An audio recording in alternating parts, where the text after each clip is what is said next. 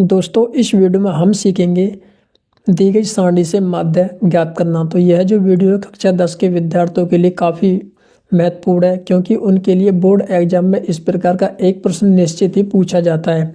तो अगर आप इस वीडियो को पूरा देख लेते, अगर आपसे इस प्रकार का प्रश्न पूछा जाता है तो आप जो उस प्रश्न को एकदम आसानी से बना लेंगे। बस आपको ध्यान रखना है कि यहाँ पर आपको जो इस प्रकार के प्रश्न बस संख्या ही आपको बदली हुई देखने को मिलेंगी। तो इस प्रकार के प्रश्नों को अगर आपसे भी एग्जाम में पूछा जाता है, उसको किस तरह से हल करना है और एग्जाम में किस तरह से उसको लिखना है, तो इस वीडियो को पूरा देख लीजिए। तो आप जो है प्रश्न जो कि तो अपने एग्जाम में उसको आसानी से हल कर पाएंगे। तो चलिए हम किस प्रकार से दी गई सारणी के जो हमें सारणी दी गई इससे हम माध्य ज्ञात करना सीखेंगे। तो माध्य ज्ञात करने से पहले हम जो इसके फॉर्मूले के बारे में कुछ डिस्कस कर लेते हैं, उसके बाद हम इस प्रश्न को आगे हल करेंगे। तो यहाँ पर आप देखिए मैंने लिखा है माध्य बराबर समांतर माध्य। अगर आपसे इन दोनों में से कोई एक पूछता है, या आपसे माध्य पूछे या समांतर माध्य पूछे, बस दोनों एक ही बात है, ठीक है। बस समांतर माध्य लिख कर भी दे सकता है या आपको माध्य भी लिख कर दे सकता है, यानी कि दोनों में से एक ही लिख कर देगा, ठीक है। आपको घबराने की जरूरत नहीं, बस दोनों एक ही बात है।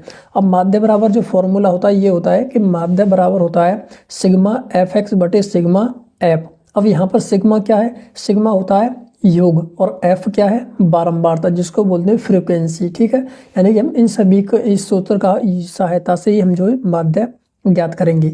चलिए अब हम जो इस प्रश्न को आगे हल करते हैं कि किस तरह से माध्य हम ज्ञात करते हैं। तो हमें क्या दे रखा है कि पहले कॉलम में दे रखा वर्ग अंतराल जो कि दे रखे यहाँ पर लिखा हुआ है, और दूसरे कॉलम में दे रखा है हमें बारंबारता, ठीक है। और इस तरह से हमने जो इसी सारणी को हमने इस तरह से बना लिया है, ठीक है। यहाँ पर आप देख सकते हैं हमने इस सारणी को इस तरह से बना लिया है। अब हम क्या करेंगे, इस सारणी की सहायता से ही माध्य ज्ञात करेंगे। अब देखिए यहाँ पर लिखा हुआ है, एक कॉलम में लिखा हुआ है वर्ग अंतराल और दूसरे कॉलम में लिखा है बारंबारता। तो जैसे आप इस तरह लिखेंगे तो सबसे पहले हम ज्ञात करेंगे मध्य मान, जिसको हम प्रदर्शित करते हैं एक्स, यानी कि हम डायरेक्ट बोलेंगे उसको एक्स ज्ञात करेंगे। अब हम एक्स कैसे ज्ञात करेंगे? जो हमें वर्ग अंतराल दे रखा है दोनों को जोड़ेंगे और 2 से भाग करेंगे। कैसे? यहाँ पे दे रखा है 0 से 10, तो 0 + 10 और भाग 2, तो कितना हो गया 10/2। तो 2 से भाग लाएंगे 10 में तो ये आएगा 5, ठीक है। तो हमें मध्यमान कितना मिल गया? 5, ठीक है। इसी तरह से हम वर्ग अंतराल दे रखा है 10 और 20, तो हम क्या करेंगे 10 को और 20 को जोड़ेंगे और 2 से भाग करेंगे। 10 और 20 कितना हो गया? 30, और भाग करेंगे 2 से तो ये आएगा 15। तो मध्यमान कितना मिल गया, यानी कि एक्स का मान कितना मिल गया? 15। अब उसी तरह 20 और 30 को जोड़ेंगे तो 20 + 30 यानी कि इसी तरह से जोड़ेंगे तो ये 20 और 30 कितना हो गया? 50। अब 50 में हम 2 से भाग लाएंगे तो ये आ गया 25, ठीक है। अब 30 और 40 को जोड़ेंगे, दोनों 70 हो गया, और 70 में 2 से भाग लाएंगे तो ये हो गया 35, ठीक है। अब 40 और 50 को जोड़ेंगे तो हो गया 90, 90 में 2 से भाग लाएंगे ये आ गया 45, ठीक है। तो हमें सबसे पहले क्या काम करना है? एक्स का मान ज्ञात करना है। तो हमने सबसे पहले एक्स ही ज्ञात कर लिया, ठीक है। अब एक्स ज्ञात करने के बाद हम निकालेंगे एफ इंटू एक्स, यानी कि हमें एफ भी दे रखा है और एक्स भी दे रखा है। तो अगले कॉलम में हम ज्ञात करेंगे एफ इंटू एक्स, या हम गुणा भी बोल सकते हैं, तो एफ गुणा एक्स, यानी कि एफ ही गुणा और एफ की और एक्स की हमें आपस में गुणा करनी है। अब देखिए यहाँ पे दे रखा 3, एफ दे रखा है 3 और एक्स दे रखा 5, तो 3 गुणा 5 यानी कि 3 गुणा 5 कितना हो गया? 15, क्योंकि ऊपर लिखा हुआ है एफ गुणा एक्स। इस तरह से 8 गुणा 15, तो ये हो जाएगा 8 गुणा 15, तो ये कितना हो जाएगा? 15 × 120, ठीक है। अब 10 गुणा 25, तो इसलिए लिखेंगे 10 गुणा 25 बराबर, तो ठीक है। अब 10 की गुणा हम 25 में करेंगे तो ये मिलेगा 250। अब 9 गुणा 35, तो 9 की गुणा हम 35 में करेंगे तो 9 पंजे 45, 4 9 × 27, 4 31, 315। अब 7 की गुणा हम 45 में करेंगे, 7 गुणा 45, तो 7 ही गुणा कर लेते हैं हम, 7 पंजे 35, हासिल का 3, 7 चौक 28 और 3 31, यानी कि 315। तो हमें क्या करना है? सबसे पहले एक्स का मान ज्ञात करना है, उसके बाद हमें एफ एक्स ज्ञात करना है। अब देखिए हमें फॉर्मूले में लिखा था कि सिग्मा एफ एक्स, यहाँ पर जैसे माध्य बराबर होता है सिग्मा एफ एक्स बटे सिग्मा एफ। तो मैंने आपको बता दिया कि सिग्मा लगने के बाद क्या होता है, जो हमें दे रखा है जो आगे लिखा हुआ उन सभी का योग, तो यानी कि हमें सिग्मा एफ एक्स और सिग्मा एफ ज्ञात करना है। यानी कि जो हमें सिग्मा एफ एक्स कितना आया था 15, 120, 250, 315, 315, यानी कि इन सभी का क्या करना है, हमें योग करना है। तो सबसे पहले हम सिग्मा एफ निकाल लेते हैं। तो यहाँ पे लिखेंगे सिग्मा एफ, ठीक, यानी कि एफ वाले जो दे रखे हैं इन सभी का हमें क्या करना है, योग करना है। तो देखिए हम सभी का इनका योग कर लेते हैं। 3 और 8 कितना हो गया 11, 11 और 10 हो गया 21, 21 और 9 हो गया 30, और 30 और 7 हो गया 37। तो सिग्मा एफ का मान कितना आ गया 37। ठीक है, अब हम क्या करेंगे सिग्मा एफ एक्स निकालेंगे। यहाँ पे लिख लेते हैं सिग्मा एफ इंटू एक्स, यानी कि 15, 120, 250, 315, 315, इन सभी का हमें योग करना है।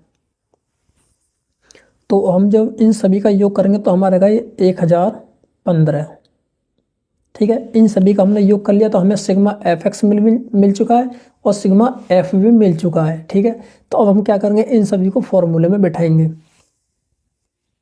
तो चलिए फॉर्मूला क्या होता है हमारा, ये होता है माध्य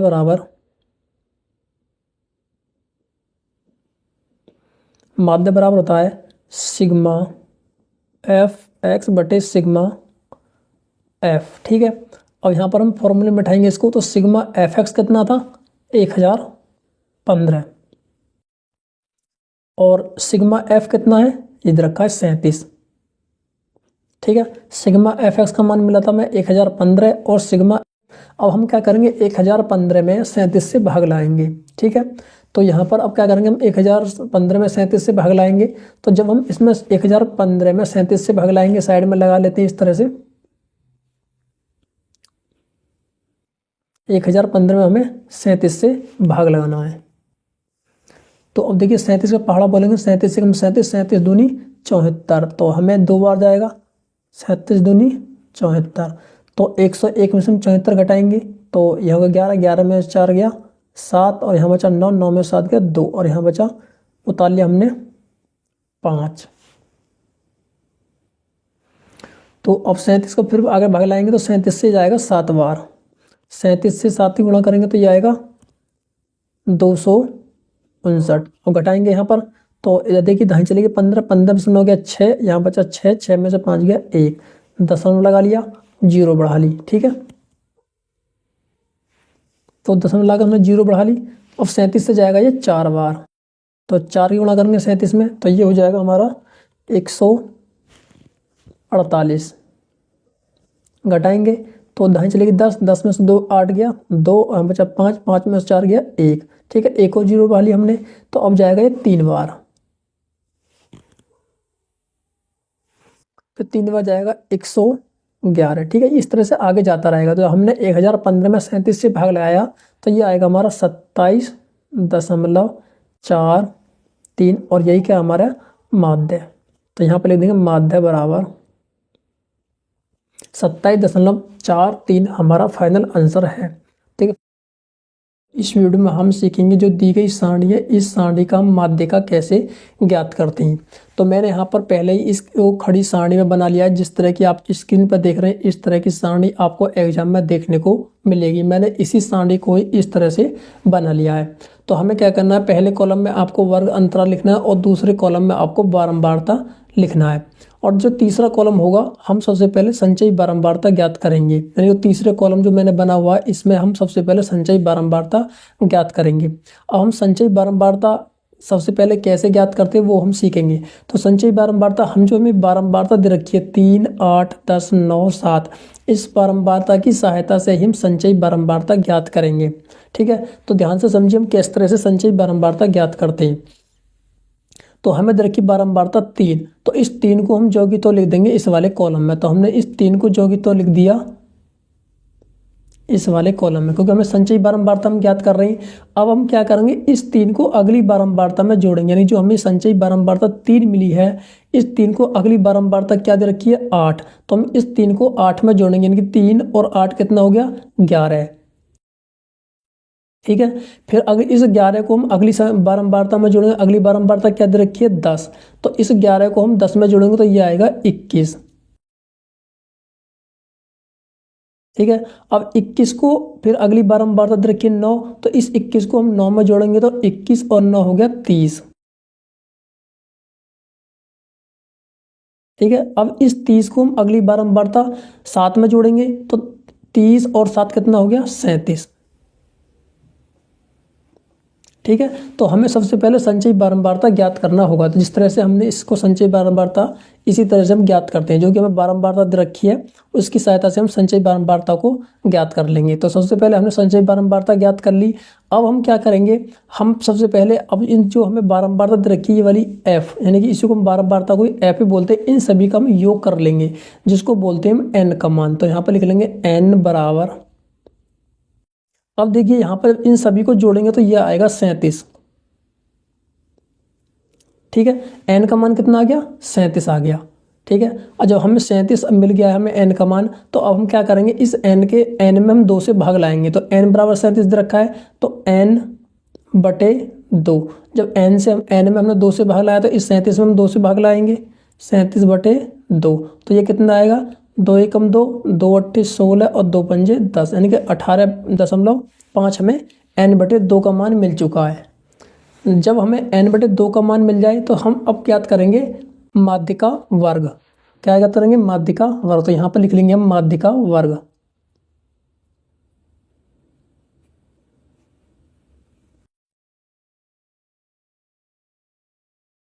हम ज्ञात करेंगे माध्य का वर्ग। अब हम माध्य का वर्ग कैसे ज्ञात करते हैं, जो हमें एन बटे 2 का मान मिला है 18.5, इसकी सहायता से हम माध्य का वर्ग ज्ञात करेंगे। अब आपको ध्यान देना है, जो हमारा 18.5 आया है, तो हमें ये 18.5 जो मिला है इसको देखेंगे कि हम ये संचयी बारंबारता दे रखी किसके अंतर्गत आएगा, यानी कि 18.5 किस संचयी बारंबारता के अंतर्गत आएगा। अब ध्यान से समझिए हम किस तरह से इसका पता लगाते हैं। जैसे कि यहाँ पर दे रखा संचयी बारंबारता दे रखी 3, तो आप जो है 1 से शुरू करेंगे, 1 2 3, तो 3 तक तो यहाँ पर होगी। और जो 3 के बाद जो संख्या आएंगी 3 से लेकर के 3, जो 3 के बाद आएंगे 3 4 5 6 यानी 11 तक, तो 11 तक तो यहाँ पर आएंगी, लेकिन 3 के बाद 4 5 6 7 8 9 10 11, तो 11 तक यहाँ पर होंगी। अब जो 11 के बाद जो संख्या आएंगी वो इस वाली में आएंगी। तो आपको ध्यान रखना, जब 11 के बाद जो संख्या आएंगी 12 आएगी, 13 आएगी, 14 15 16, कहीं ना कहीं जो इसके बीच में आएगा वो 18.5 वो इस वाली लाइन में आएगा, यानी कि वो 21 वाली के संचयी बारंबारता के अंतर्गत आएगा। तो हम क्या करेंगे, जब हमें ये पता है कि 18.5 जो है वो 21 संचयी बारंबारता के अंतर्गत आएगा, उसको हम इस तरह से गोले बना देंगे। ठीक है। अब हमें पता चल चुका है कि जो हमें 18.5 है वो इसके अंतर्गत मिलेगा। अब हम क्या करेंगे, इस संचयी बारंबारता के सामने देखेंगे कि कौन सी वर्ग अंतराल दे रखा है, यानी कि इसके सामने कौन सा वर्ग अंतराल दे रखा है। तो कौन सा दे रखा है, 20 से 30 हमें वर्ग अंतराल दे रखा है, ये वाला। ठीक है, दे रखा है। तो हमें वर्ग अंतराल कितना मिल गया, 20 से 30। तो हमें जो यहाँ पर मिल गया है वो माध्य का वर्ग मिल गया 20 से 30। तो हम माध्य का वर्ग लिख लेंगे 20 से 30।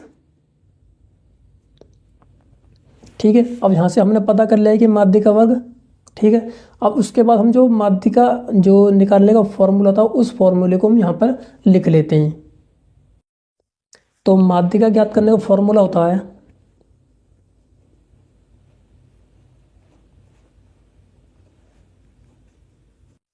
माध्यिका बराबर L प्लस और बटे लाएंगे N/2 माइनस CF बटे F, और एक कोष्टक में इस तरह से बंद करेंगे और गुणा में H।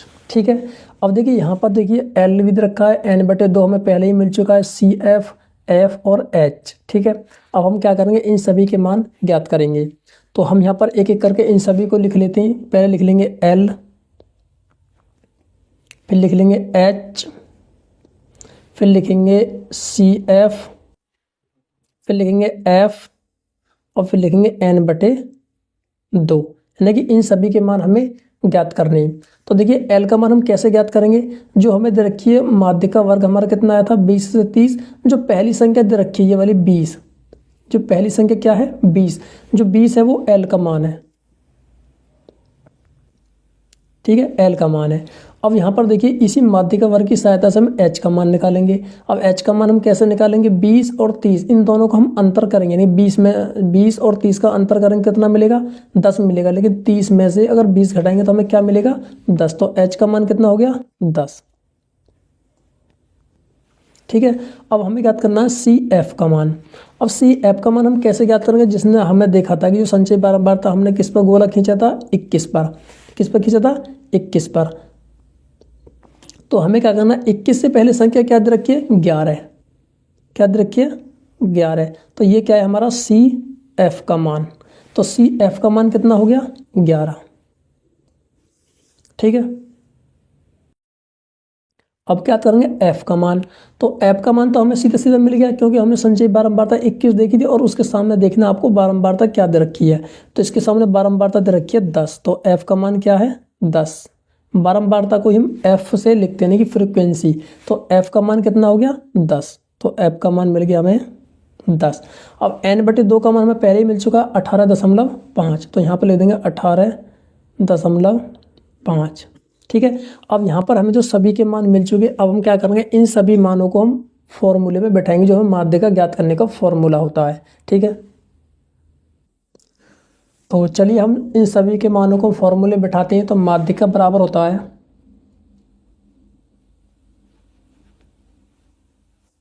माध्यिका बराबर होता है L plus n/2 minus CF/F और इंटू H।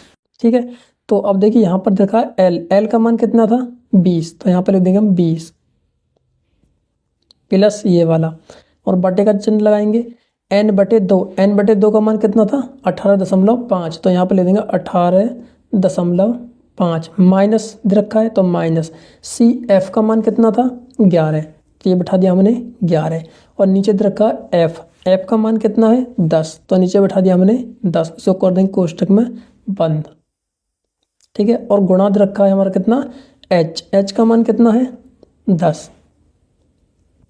ठीक है, अब इसको आगे हल करेंगे तो ये जगह 20 प्लस, अब देखिए हम 18.5 में से हम 11 घटाएंगे तो ये कितना मिलेगा, ये मिलेगा हमें 7.5 और बटे में 10।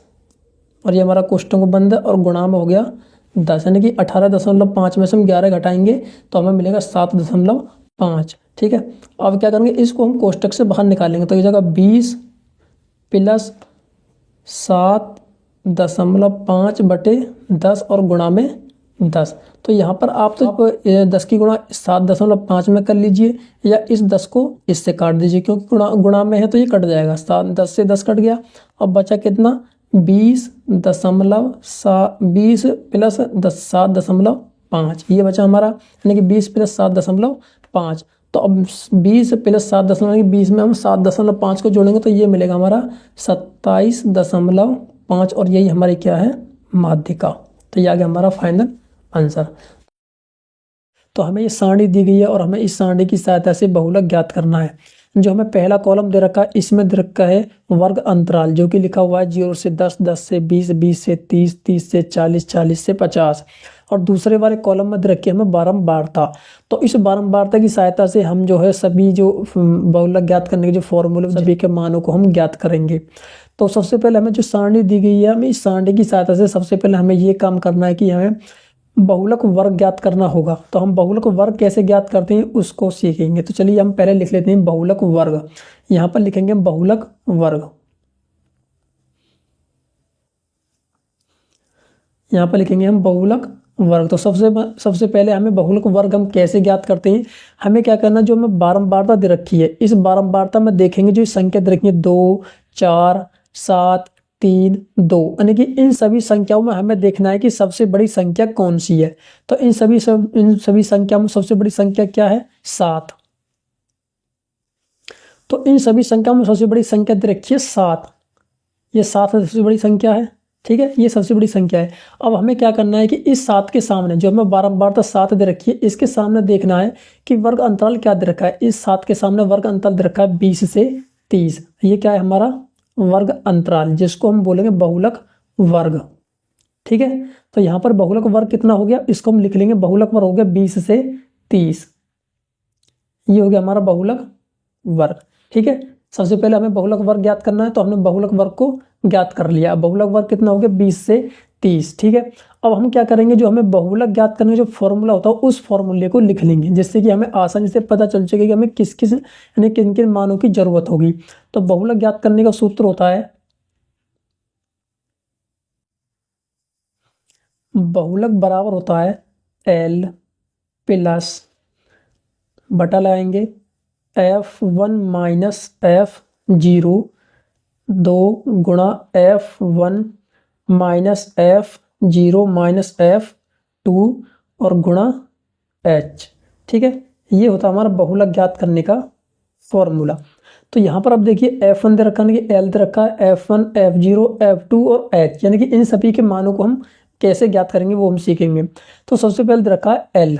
ठीक है, अब हम L का मान हम कैसे लिख लेंगे, पहले यहाँ पर लिख लेते हैं L बराबर, फिर लिखेंगे हम H बराबर, फिर लिखेंगे F0, फिर लिखेंगे F1, फिर लिखेंगे F2।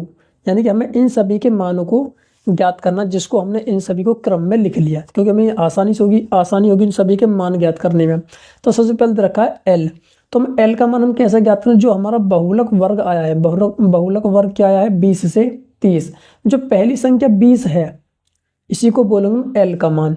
जो हमारी पहली संख्या दे रखी है बहुलक वर्ग में 20, इसी को बोलेंगे L का मान। तो L का मान कितना हो गया 20। ठीक है, अब L का मान 20 हो गया। अब आता है H का नंबर। तो H का मान हम कैसे ज्ञात करेंगे, जो हमें बहुलक वर्ग दे रखा है 20 से 30। ठीक है, तो हम क्या करेंगे, इन दोनों संख्याओं का अंतर करेंगे। अंतर हम कैसे करेंगे, यहाँ पर देखिए, जैसे कि यहाँ पर दे रखा है 20 से 30, तो 30 में से हम 20 को घटाएंगे, यहाँ पर लिख लेते हैं हम 30 माइनस 20, तो कितना आ जाएगा, ये आ जाएगा 10। तो H का मान कितना हो गया 10। ठीक है, अब यहाँ पर दे रखा है हमें F0 और यहाँ पर रखा है F1 और F2। अब देखिए हमें F0, F1 और F2 के मान ज्ञात करने बहुत आसान है। कैसे, हमने बारंबारता में सबसे बड़ी संख्या किसको देखा था, 7 को देखा था। तो ये क्या हो गया हमारा F1 का मान,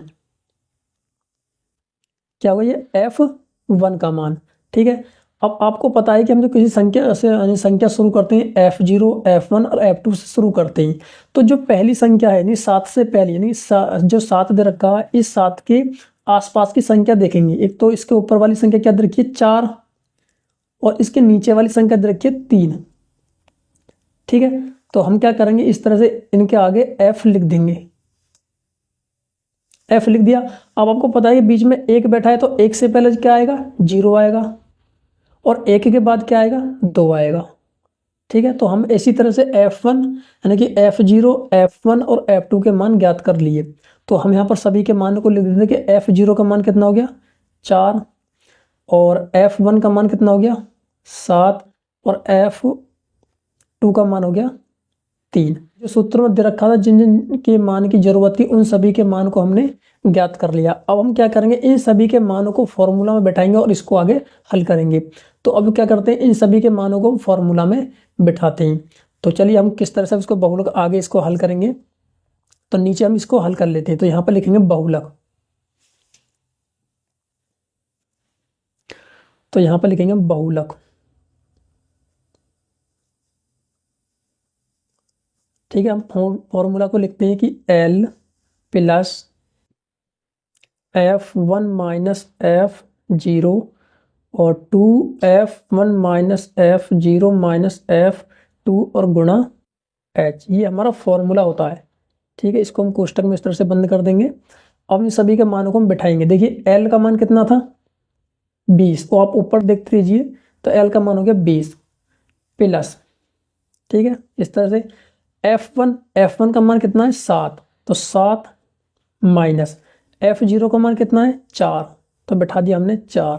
ठीक है, नीचे दे रखा 2 गुणा F1 का मान कितना है 7 माइनस ये वाला F0 का मान कितना है 4 माइनस ये वाला F2 का मान कितना है 3। ठीक है, इसको कोष्टक में इस तरह से बंद करेंगे और गुणा में दे रखा है H का मान कितना था 10, ये हो गया 10। ठीक है, अब इसको आगे हल करेंगे। तो अब देखिए इसको किस तरह से आगे हल करेंगे, ये जगह 20 तो जो भी तो रहेगा प्लस, पहले हम कोष्टक के अंदर को हल करेंगे। तो ये कोष्टक के अंदर दे रखा है 7 में से 4 गया 3, 2 गुणा 7 कितना हो जाएगा 14। ये माइनस का, ये भी माइनस का, जब दोनों संख्या माइनस की होती है वो जुड़ती है और माइनस की आती है, तो 4 और 3 कितना हो गया 7, और गुणा में दे रखा है 10।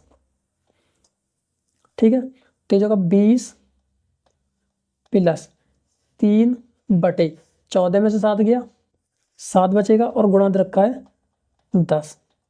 ठीक है, अब इसको आगे हल करेंगे तो 20 प्लस 3/7 और गुणा हो गया 10, तो 20 प्लस 3 की गुणा हम 10 में करेंगे। क्यों करेंगे, क्योंकि इसके अब देख सकते हैं 3 की गुणा ऊपर वाले में हो गई, तो 3 गुणा 10 कितना हो गया 30 और बटे में हो जाएगा 7। ठीक है, अब इसको आगे हल करेंगे तो इस 7 की गुणा इस 20 में होगी, तो 20 गुणा 7 लिखेंगे, यानी कि 20 गुणा 7 और प्लस का 30 और बटे में आ जाएगा पूरा 7। तो देखिए 20 की गुणा हम 7 में करेंगे तो जाएगा 140 और प्लस का दे रखा है 30 और बटे में आ जाएगा 7। ठीक है, अब इसको और आगे करेंगे तो देखिए 140 और प्लस 30, तो 140 को और 30 को जोड़ेंगे तो ये हो जाएगा 170 और बटे में दे रखा है 7। अब हमें क्या करना है, 170 में 7 से भाग लगाना है, तो हम जब 170 में 7 से भाग लाएंगे तो ये आएगा 7 दूनी 14 और बचा कितना 3, 30 हो गया, 7 चौक 28, हासिल का 2, 20 हो गया, दशम लगा लिया तो हमने, 7 दूनी 14 बचा कितना 6 और 7 अट्ठे 56, तो हमारा जो बहुलक आ गया कितना आ गया 24.28 हमारा बहुलक आ गया। तो इस तरह से मैं दी गई सारणी का हम बहुलक ज्ञात करते हैं। तो अगर आपको वीडियो पसंद आता है वीडियो को लाइक कीजिए और चैनल को सब्सक्राइब करके बेल आइकन को प्रेस कर लीजिए। चलिए फ्रेंड, मिलते हैं अगली वीडियो में, तब तक के लिए बाय, थैंक यू।